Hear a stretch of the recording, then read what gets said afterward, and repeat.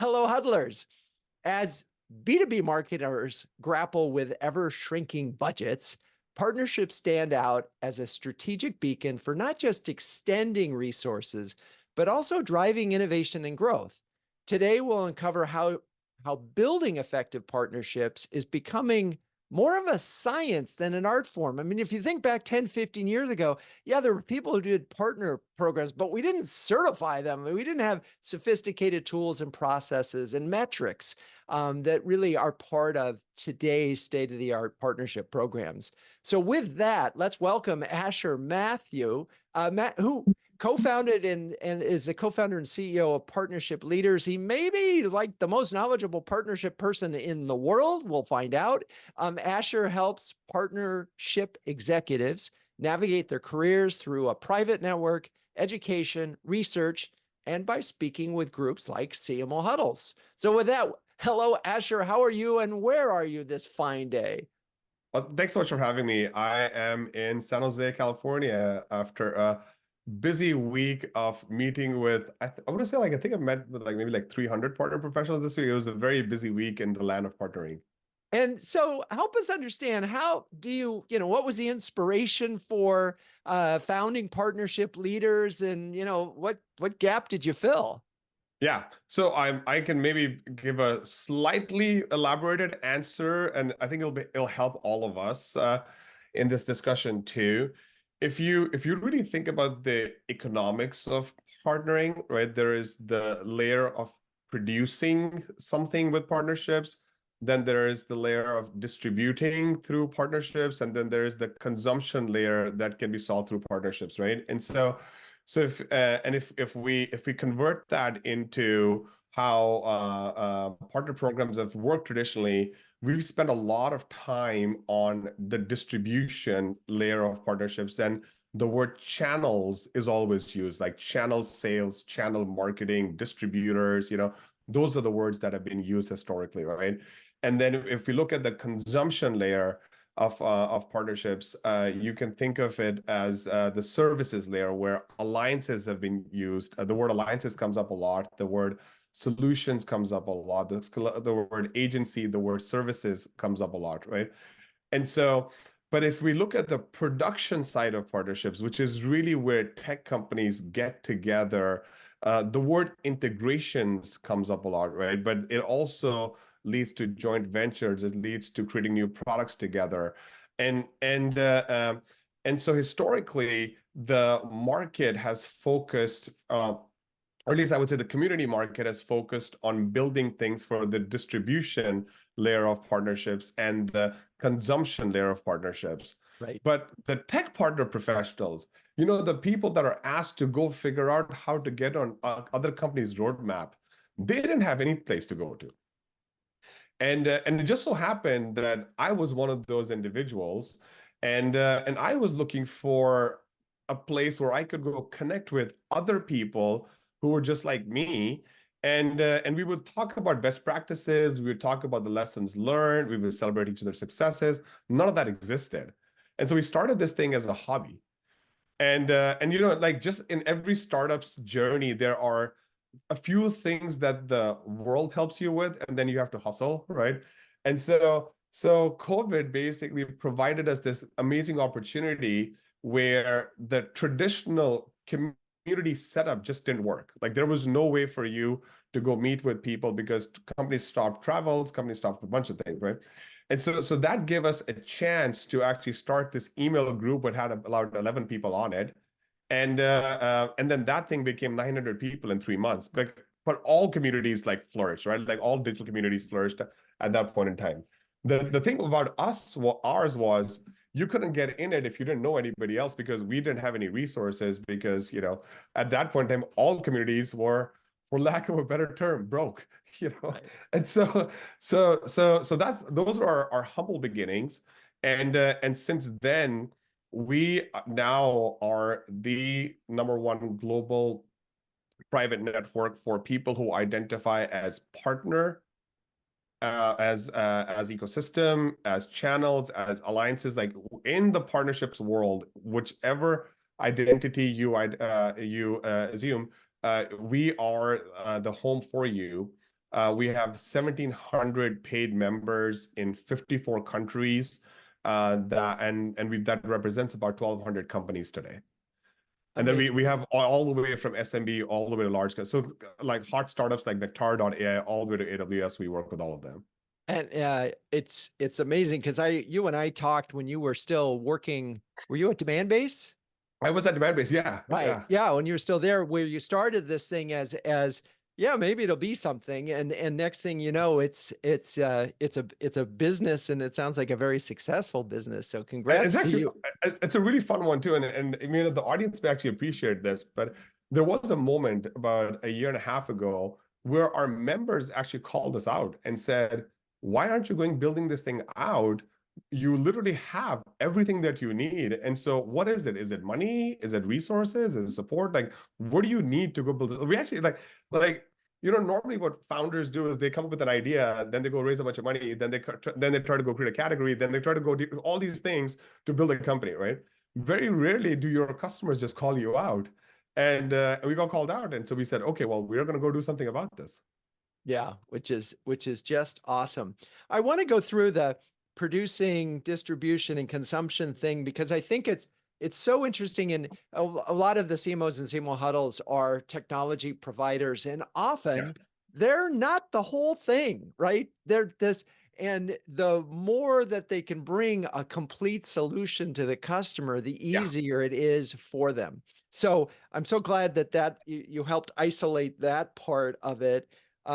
You're absolutely right. We had a huddle earlier this week, and the person who was responsible for channel showed Yeah. up with their other person, right? Because that was the way they were looking at partnerships. So talk a little bit about, in your view, and do we need to break each of these down, or is it the same principles of what sort of as you start to think about partnerships and what make them successful? And obviously we're Yeah. talking all B2B here, but what are some of the core principles that you all preach? Yeah, totally.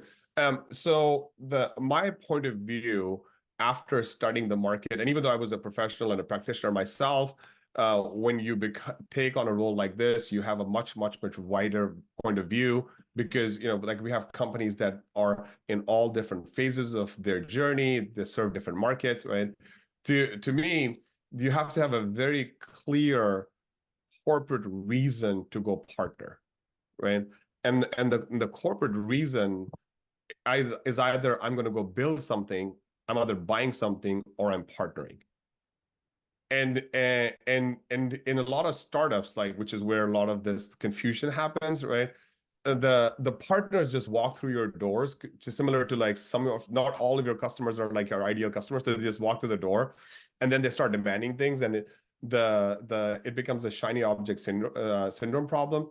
But to me, like for executives, you have to have a very clear conversation about, are we going to build this thing, right? Let's call it we're going to support a use case, or are we going to buy it, or we're going to go partner? And then that's when you start to develop the partner hypothesis even further. And then it branches off into two. Can this be solved through a product partnership, or can this be solved through a go-to-market partnership? And then we can dive into it a little bit more in this convo. Yeah, and I think those are really helpful because the reason we're having this conversation is exactly as I said at the top of the hour, which is budgets are tight.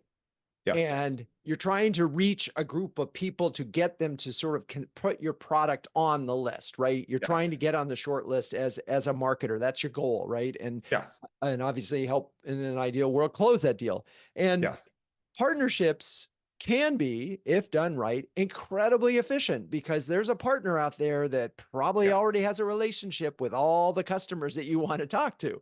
So that is the sort of the go-to-market type partner, right? Totally. And I want to talk about that, I guess, for a moment because of the economies of scale, the efficiency that is there. Where, as you're laying out your partnership program, I mean, let's again sort of go back to basics of we now understand that you got to have motivation. Why you're doing it? Well, we're doing it because you've got this reach into this community that we don't have. So Yes. now what? Yeah. So I would say for this audience, we can think of using partnerships from the lens of either you were utilizing somebody else's audience or you're going to build the audience with them, right? And the two key words are you're either leveraging channel marketing or you're co-marketing.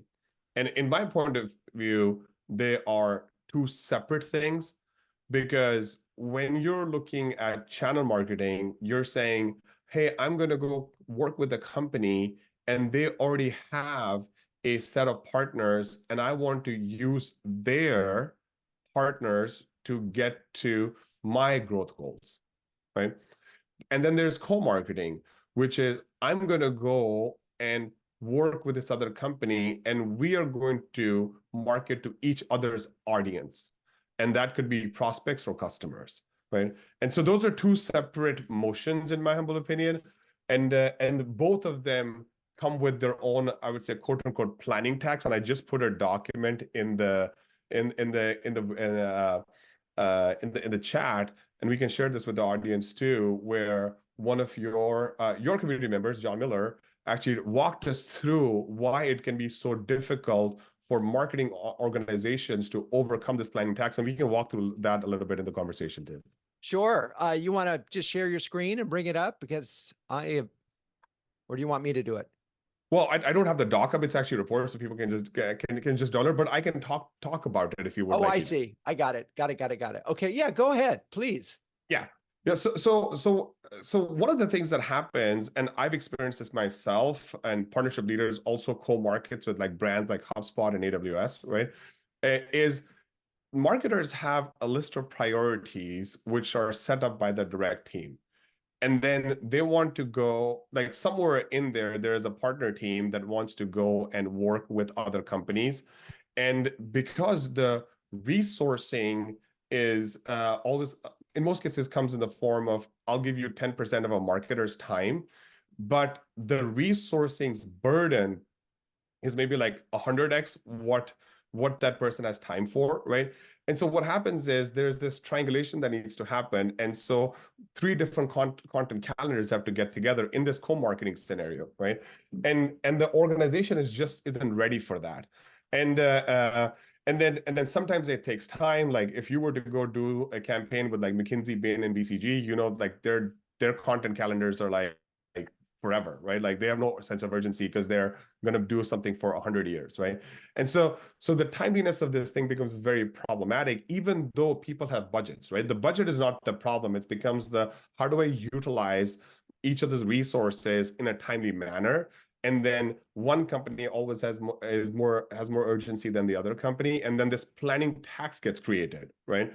And then also a lot of times people, before they hire a professional partner marketer who lives and breathes this, they give this to either a content marketer or a digital marketer. And the digital marketer is just waiting for assets, and the content marketer is just waiting for copy. And so they just, it's like you've asked somebody to do something just very different than what they normally do, even though they may claim that it's a cool idea. This planning tax gets created, and it's so burdensome that in this co-marketing environment, like teams get frustrated that they just don't want to do anything. And then the output, they unwillingly do the work, and then the output is in the form of a webinar, a digital asset, a physical asset, an event, or something like that, and it's just shoddy, right? And then nobody wants to do it again. Right. So it fails from the beginning because it was under-resourced. Totally. And compared to, like, let's say what Partnership Leaders is doing right now, I'll give you my company's example, and then hopefully that helps, right? We first aligned with HubSpot on their advocacy goal. And HubSpot's value prop to the market is, major go-to-market motion is community-led growth, right? We all know that they're big on community, right? So for us to work with them makes sense because their company's culture is community-led, and we are a community. Then inside of that, we said, hey, what is your goal? And they said advocacy. And we're like, what? You don't even have a partner product. And they said, doesn't matter. We still want to support the community, right? So there was an alignment on this corporate goal. And then PL becomes one of the ways that they can, partnership leaders, I use PL for short, becomes one of the ways that you can accomplish that goal. And now the person that is given this goal and this task is a partner marketer, and then everything gets orchestrated. And so we have done maybe like, I don't know, like 6 different reports with them. They were at our conference. We were at their sales kickoff, their partner day, and now we are helping them define their next generation partner strategy. And they have such a solid brand in this market, and we have such a solid reach because of the credibility that they helped us. Very few communities can actually say that they've done multiple successful projects with even a company like HubSpot, you know. And in the grand scheme of things, they're just a $2 billion ARR company, and we are now working with AWS based on the success of that. So talk about that. This is one of the things. So they have a lot that you guys wanted, right? They have reach, they have credibility, they have a much bigger brand. And so it sounds like what you identified, the key thing there was something they don't have that you do, right? And so you were coming in somewhere, at least in terms of the win-win proposition, good for them, good for you. But they're the giant, you're the minnow. How do you make sure that, you know, one, we know that giants tend to move slowly and can crush, things underneath them pretty easily. How did you sort of navigate this, and let's extrapolate from there to how can, if you are partnering with a much larger company, how do you make sure that it works? Yeah. So one thing we didn't do is we didn't go in with greedy eyes. You know, we said, why don't we take small bites at this? Right. But our end goal is not one campaign, right? Or one activity. It's we're going to build a go-to-market with them. And we're going to build a go-to-market with them because their track record is of doing high quality things. And then they are probably going to test us on a track record of doing high quality things. So if partnership leaders goes out and like creates a bunch of hype, creates a bunch of like things that doesn't make sense and doesn't actually work on outcomes, they're not going to do anything with us. And so there was alignment on everything we're going to do is high quality, but we're going to build momentum. And if we're going to build momentum, if it takes us 3 more months, it's actually okay.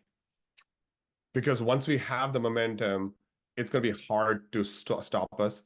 And so though when we had that type of alignment, it was then hard to not just start with the right resource and then build this thing out, and then slowly, you know, we just and I'm saying slowly, and all this stuff really happened in 2 years. So it's in the grand scheme of things, it's not really slow, but it may feel slow if you're in a hyper growth environment. Right. If you're trying to get something going and you were expecting to go to market in 3 months with a giant partner, it may not happen. Yeah, if you're on the T2, D3 plan, this may not work. So, going back to the sort of the personnel focus, obviously for you, this was a cornerstone marketing program. For them, this was just a thing of many things they were doing. How did you make sure that there was actually someone there at HubSpot who was paying attention, or at least would give enough time to make sure that whatever small thing you were doing would work? Yeah, well, it's easy for us because one of our members took a job there, so it becomes a little bit of a slight advantage. But also, we waited. We didn't just say, "Hey, we really want this. Can you go do this?" And things somewhat started to happen naturally. Mm-hmm. Right. And but for most of us on this in this call, one of the quickest ways to figure out who you should co-market with is just ask your customers. Run a survey. Ask them, hey, what are all the things that you read? And in those things that you read or that you see, if there was a brand that you think we could have brought this message better together with them to you, who would that be? And customers will just tell you. Interesting. I wonder if they'd always know who that is, but they certainly have. Every one of your customers is buying stuff from other people, is what you're saying. And there Yes. are within that ecosystem, whether you're, a tech company or a service company or whatever, there are others that they working with that probably have a bigger share of wallet, right? And Totally. that's part of it. Yeah, and I would say in the channel marketing world, you're a little bit, I would say, limited, because you have a set of partners that you just have to drive a message through, and they have a set of tactics. But in the co-marketing world, where you're not reduced to an integration or a product or something being created, you can just say, we care about this message in the world, and this company is a proponent of that, and we are too. We'll just align on everything that they do, or some of the things, right? So you could co-market on a social cause. You could co-market on an environmental cause. You could co-market on an economic cause. You could co-market like that. Like, to me, like, as I became a better student of marketing at my time at Demandbase, and also learning from Karen Steele, who was the CMO at LeanData, the like, what if you just think of marketing and co-marketing together, you can do lots without staying in the confines of just the product world. Right, because there's so many different things. Now, the challenge, so you've already identified that a lot of partnerships fail because initially the individuals assigned to it are not partnership professionals. So they simply don't have the time to do it well, and then it doesn't do well, and therefore it doesn't work, and everybody goes, oh, this partnership thing stinks. Yeah. But there's this chicken and the egg, because how do I assign resources when it's not delivering, anything today? Yeah. But and so, help us. It sounds like you start small, but the key thing in the story that you shared was HubSpot represented a huge opportunity for your brand. Totally. Yes. Right. And so I think part of this is also having be a little bit thinking, just, if you want to fight above your weight class, if you will, pick a partner who already is there, and then figure out what the value is that you can bring to that partner, and then make sure that you have resources that are assigned to it. And this is where it gets into your world, which is people who actually know how to do this. Yes. And so let's just talk about, what is a partnership professional today? I mean, you guys do certification, right? We do. We do. What does that mean? What do you get certified on? What are you learning? What are these skills? Yeah. So just to answer your question, if you're going from 0 to 1 in partnerships, right, the partner manager role is a very multidisciplinary role, right? And every good partner manager should understand basic marketing. And we are recommending that, like, if you've never had success with any partners, that you start with co-marketing. And because you will refine your message. It's the same thing as a startup going to market, and right after product market fit, they go to market fit, but then somewhere in the middle, they get their message market fit, right? And so if your messaging is working, and you have a value prop that the customers really like and would want to discuss with you, then you can build the rest of your go-to-market out on the backside of that, right? So just the 0 to 1 problem is solved through co-marketing. It's in some cases, people try to push this through co-selling, but the co-marketing angle is, I believe, a better exploratory angle, in my humble opinion. Okay. Yeah. So then let's talk a little bit about the modern partner professional, right? And so traditionally, I guess as we talk about the modern partner professional, let me give you a little bit of a history of, like, what has been happening and what is now happening, right? What's been happening is that people that didn't traditionally, people that didn't cut in sales were pushed to partnerships, and because they were the relationship people. And what the market also knows these people as is is people like to wine and dine, and like all the stigma that we like have with partnerships. The modern partner professional is actually not that at all. The modern partner professional is actually a business person. We will do 300 events this year, and I will tell you that like every event that I go to, I'm surprised at how much alcohol is just left over. And like it is to the point where we're thinking about just like converting to like organic juices and stuff like that, and just like not even serving, because like nobody's drinking, because people are in conversation. We just had an event last night. We had about 90 some people, and the conversations that they were having were business conversations. And so the with the primarily one for us, with us being around, and there's a number of other organizations that are working with the modern partner professional to really help them understand how rigor is established in their sales process, how rigor is established in their marketing process, how and so if I gave you a quick framework, right, to what I share with people is they first need to figure out how to research and develop their partners, similar to how you would start a company, right? Then I recommend that people need to figure out how to get a straight line to revenue.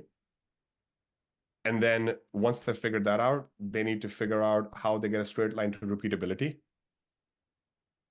The minute they figure that out, they need to figure out how they drive rigor through their organizations. And after that, they need to figure out how they build resilience in their plans, because they are going to miss at some point in time. And when they miss, it's either going to be the partner's problem, our problem, both the customer's never going to say it was their problem, right? So pointy finger is going to start. So there's got to be this R&D, revenue, repeatability, rigor, and resilience plan in place, so that people can present themselves as leaders, like as executives, not functional people. And so that is a lot of the work that we are doing. And obviously, a lot of this stuff starts at the very beginning, where when a partner manager becomes certified through our Ecosystem University program, they go through, what does it mean to understand your partner strategy? How does execution look like? How do I report back? How do I become data-driven? All of these things that sales people and I would say marketing professionals go through early in their career, now partner people are going through it. The concept of like understanding your ideal partner profile, figuring out your target account list, again, all these things exist in sales and marketing, but the partner version of that didn't exist this rigorously, and we have introduced a lot of that by building it with our community. Well, and interesting, so many different thoughts in mind on all of this that we could break down. But is the person that is sort of partner development, right? That's is that the same person as partner manager? I mean, or are we getting to the point where if these programs are big enough, you have people who can sort of conceive them, do the research, and really sort of set it up for a win-win, but then there are other people who are all about the execution and the rigor and so forth? Because it feels like research and revenue are kind of, a front early stage. And then we've got this executional part. Yeah. So because the pillars are, you either are in the product partnership land or you're in the go-to-market partnership land, both of those have these pillars in them.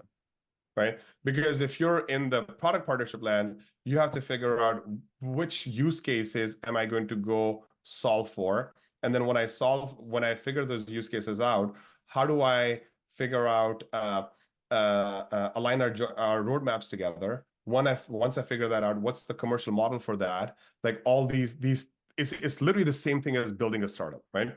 And on the go-to-market side, it's you're going to go figure out who are the right channel partners and how do I get these referrals and this reselling activity going.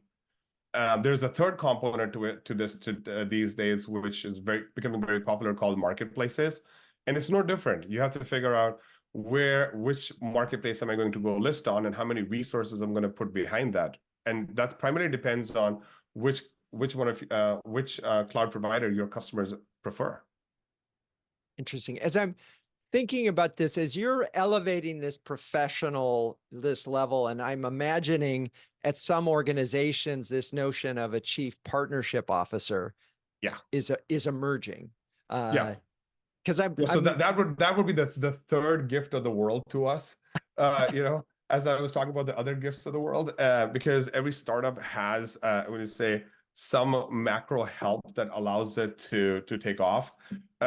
We were actually thinking about this because historically there is a role called the channel chief that exists, and at least from my research, the channel chief is a very celebratory role. It's not like an org chart role. And then what happened is about 18 months or so ago, SAP and Microsoft introduced the chief partner officer. It's interesting. I'm actually talking to the chief partner officer of Microsoft right after this call, and I'll make that podcast available for everybody to listen to too. But and what's happened is just like companies manage their SMB, mid-market, enterprise customers, they also need to manage their product partners and their go-to-market partners, right? And I say go-to-market because today go-to-market serves sales, marketing, customer success, all three pillars, right? So they're all bucketed in there, right? And but in that you could have like 4, 5, 6 different types of partners. And so if there's no enterprise leader who is responsible for prioritizing and optimizing partner relationships, then it makes it very difficult for the CRO, whose job is to prioritize and optimize revenue, or in my humble opinion, the CMO, whose job is to prioritize and optimize markets. And so when that doesn't happen, then there's this void, and the partner team just is being volleyed around in the org. But if you have this enterprise leader that goes in and says, I will actually manage and contribute, and maybe in some cases drive the buy, build, partner conversation, and the partner piece I'll actually elaborate on, then you create this organization that looks very similar to some of the other go-to-market organizations, except in this organization, you have the product resources to build the partner product, and then you have the go-to-market resources to sell or market with partners. So I'm thinking about the CMO audience and where this fits in. And it feels like if you don't have a formal partnership process and you're a CMO and you want to stretch every single dollar you have, this initiative might not start in sales. This initiative will start in marketing. And at some point in time, it gets so mature that it rolls out of marketing, I guess, is the way you're describing it. So as CMOs look at their team, I mean, I could imagine that they have a person on their team, if they see partnerships as a way of growing markets, then they're going to want to have that expertise in their group, right? And to me, I'm actually okay with that too, because like the CPO role is not a territorial role, right? It is a cross-functional role, just like the CEO role, or like I would say, like when you're an enterprise leader, you're not a territorial leader, right? You're there to grow the business. It doesn't actually matter like whether you have direct ownership of those resources or not. I mean, case in point, the SDR role, where depending on the season, the SDR team is like in sales or it's in marketing, and it just keeps evolving around. And to me, it's like whoever is going to care the most about these partner marketers and make them wildly successful should own them and own that team, and then produce and make sure that they have the resources, the rigor, and provide them coaching. And some CMOs love that. Some CMOs would prefer that they actually sit closer to the other partner colleagues, so they're in sync with that group. And it's just a matter of preference, right? Like and company. There is no, I don't have religion on it, and I don't recommend companies to have religion on this thing. Right. It's got to be what works for your organization. Some of it can be organic, but it is really about the recognition. There needs, as you develop these programs, it's an expertise. You need to have experts assigned to it. And, it's funny because in any organization, if something is important, it really isn't important until there's somebody senior with that title owning it, right? Totally, totally. And I would even like, I mean, I know we were using the word experts, but I would even go as far as specialists. Right. Because like today, the current state is generalists, right? And if we could just move this to specialists, the yield from these activities will turn positive much faster than in the past. And then if you can afford experts and you've got this to a point where you're running multiple co-marketing programs, Right. how cool would that be? Because on one side, you're co-marketing with B2C companies, and on the other side, you're marketing with B2B, co-marketing with B2B companies. Now your brand, and and correct me if I'm wrong, this is like why I came out of this show. But one of the bigger challenges for CMOs is going to be, how do I keep my company relevant? And co-marketing is like an amazing way to do that. Right. Because I mean, it can immediately give you credibility in a market you had no credibility in because your Absolutely. partner already does. Totally. And part of the thing that the specialisting really reminds me of is that where you have a process, where the bodies are, where things can go wrong, Yes. what success looks like, so you can feel it. If it is going off the rails, you can sort of bring it back, which kind of gets to this issue of how do we measure partnerships effectively? I mean, what is the state of measurement for that? Yeah. It's so if the funding is coming from the demand generation bucket, you have to measure it with the same demand gen metrics. If it's coming from the brand bucket, at least for this audience, you have to measure it that way. And it just goes back to the same goal, right? Like if you're saying, hey, I will spend, let's say, $2 million on this campaign, and it's a Super Bowl ad, right? Then maybe you co-market with a couple of other companies together and split the money up. And again, I have not done a Super Bowl ad, so I don't know if they will 6 allow. million. Yeah, oh, is it 6 million? Okay, Yeah. yeah. But I don't know if the folks that like put these ads on would actually allow 5 different logos on the same ad, but it could be worth putting something like that together at a grand scale. And then whichever way you want to measure that, it's fine. But I always go back to the whichever budget it's coming from, just measure it the same way. Don't create new metrics. Like, and if somebody's trying to create new metrics, it's just a waste of time. It's funny because we had the head of marketing practice at Forrester talk to us earlier actually at the end of February, and they see partnerships as another thing that needs to be on the dashboard. In other words, along with employee SAT and customer SAT and prospect, obviously the normal, however you measure pipeline, but partnership being such a critical way of growth right now. Yeah. That and then this is a conversation came up a lot in Huddles in the last week, which was that you need to understand sort of the health of the relationship, right? And you need to have a really good, and a good relationship because you're meeting every quarter and they are excited about it, happy about it. And a bad one because they're not returning your phone calls and they're ignoring things and they're pushing everything off. But that if you have enough of these, it makes sense to have some kind of, the equivalent of a net promoter score for partners. Totally. So we go back to if we're looking at this as business owners, we have stakeholders in the market called prospects, customers, investors, let's say analysts, but the stakeholder called partners doesn't have the same rigor on them, just like everybody else has, right? And so, but that's changing now because of what you just said and the senior analysts pushing this through the market. And the creating a partner dashboard shouldn't take that long of a time, because you probably already have some way to measure customer satisfaction in your company. Right. And all you have to do is just move that to your partner audience. Right. Right. And then you can fine tune. 80% of the things are going to be the same. If the partners aren't picking your phone calls up, which is the same thing if your customers aren't picking your phone calls up, right? If the emails aren't coming back, if they don't have the conversations are materializing into pipeline and deals or net retention or retention.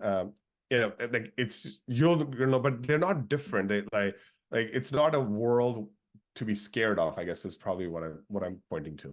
Right. Yeah. I mean, you don't need to exactly that's so helpful as we can use metrics we already have. In terms of budgeting for partnerships, I mean, again, I think this goes back to the beginning of the conversation where it depends on what you're trying to accomplish. It depends on the partner. It depends on a lot of things. There are a lot of variables when it comes to budgeting. The ultimate goal, though, I'm imagining is you're going to spend X and you're going to get a 10X return Yeah. because you're suddenly being able to say, engage a group of people that you couldn't reach before, right? You went from 0 to 100. Yeah. Yeah. And, there's going to be, and this is kind of the tough part in working with partnerships is when you go and ask for like benchmark data, you're going to get very, very vague answers, right? Because not every partner is created equal. So even if you took a study, then the data's like false for your situation, right? What I've recommended is whatever your direct go-to-market is, this way should be more efficient than that.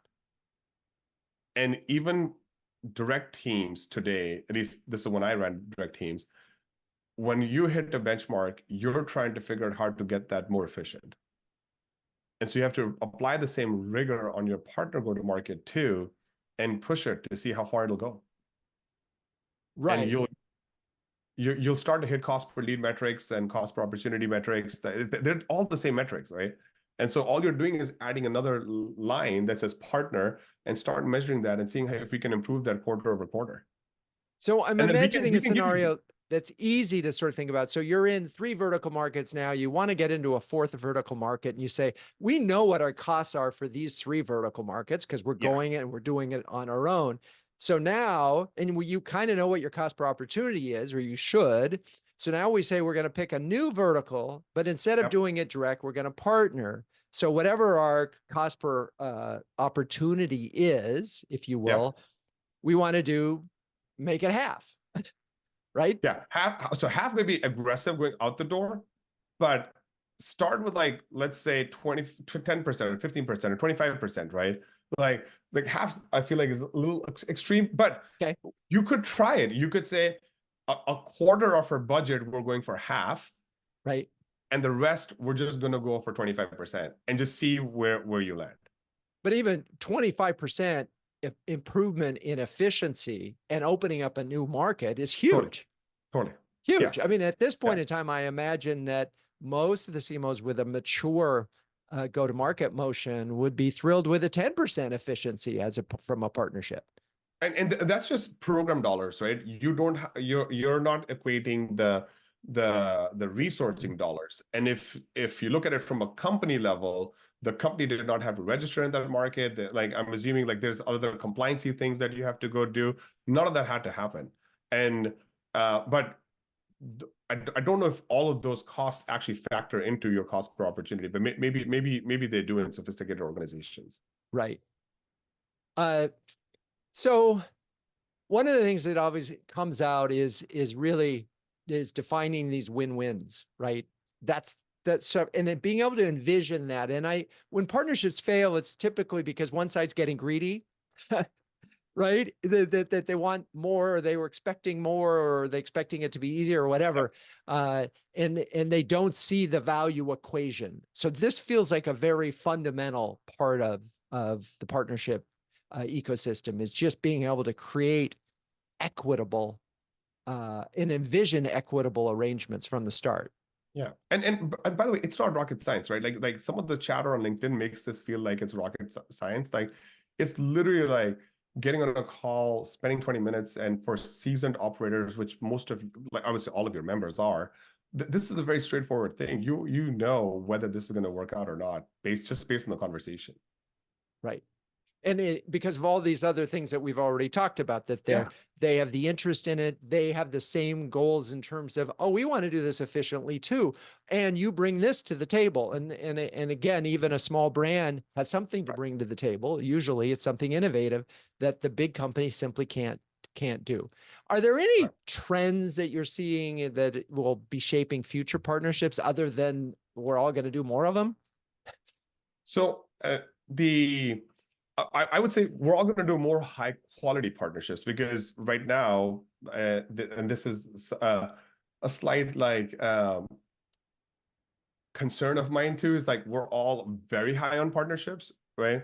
And which is great, like it's awesome, I love it, but we need to be very high on very high quality partnerships. Yep.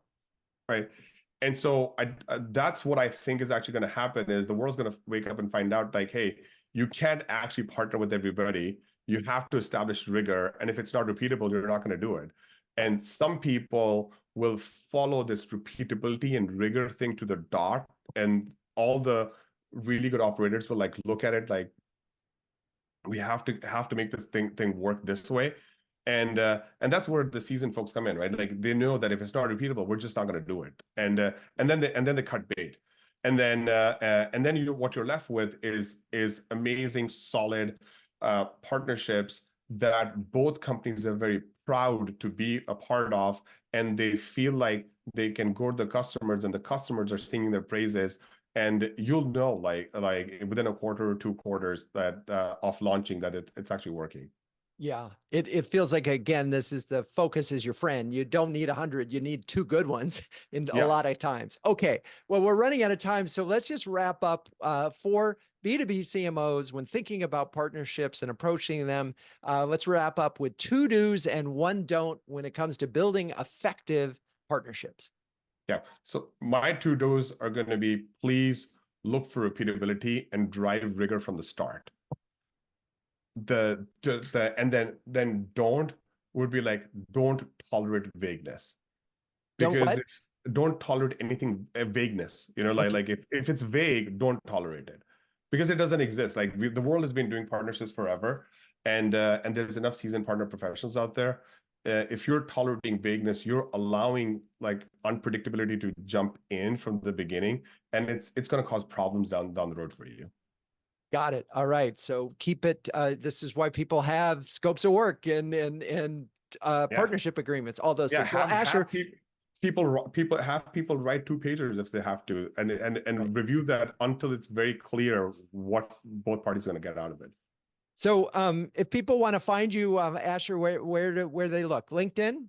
LinkedIn is great. You can always email me at asher@partnershipleaders.com. This is the best. I always say this is the best job I have, because it's something that I love to do. And so I'm around to help any discipline learn more about better partnering. I love it. All right. Well, Asher, Mathew, thank you so much for joining us. Thank you for having me.